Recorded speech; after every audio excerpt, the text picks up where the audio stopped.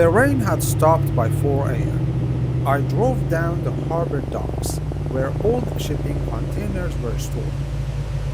According to the server GPS data, Clara's true signal was coming from container 402.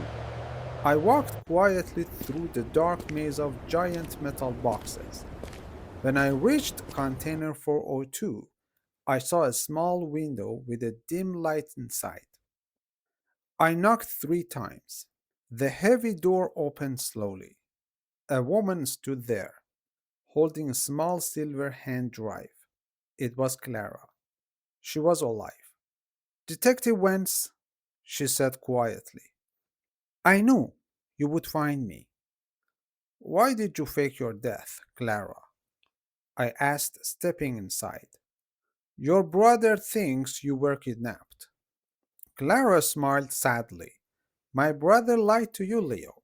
Mark isn't the victim here. He is the criminal. I stared at her. What do you mean? Mark was secretly selling our clients' private data to Aegis Tech for millions of dollars. Clara explained.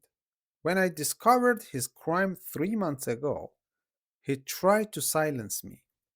I had to fake my death to escape him. But before I left, I stole the master encryption drive containing all his illegal transactions. Suddenly, the sound of heavy footsteps rang out on the concrete outside. He tracked you, Leo, Clara whispered. Mark used you to lead him straight to me. The container door burst open. Mark stepped inside, flanked by 2 large security guards, wearing dark suits. He was holding a gun. Thank you, Leo, Mark said with a cold smile. I couldn't find my sister on my own, so I hired the best detective in the city to do it for me. You tricked me, Mark, I said calmly, stepping in front of Clara. Give me the drive, Clara, Mark demanded, pointing the gun at her.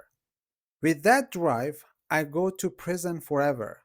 Without it, I am a billionaire. I don't think so, Mark, I said. I reached into my pocket and pressed a button on my smartphone. What are you doing? Mark barked. Before I walked into this container, I started a live internet stream connected directly to the police department and 3 national news networks. I replied smoothly. They heard every word you just said. Your confession is live online right now. In the distance, police sirens began to wail, getting closer and closer. Mark's face turned completely white. He dropped his gun to the floor as bright blue and red lights filled the night sky outside. 10 minutes later, Mark was in handcuffs in the back of a police car. Clara stood beside me on the quiet dock, watching rain fade away as the sun began to rise over the ocean. What will you do now, Clara? I asked. She looked up at the morning sky and smiled. I am going to take back my company. Thank you, Detective Wentz. Thank you for believing me.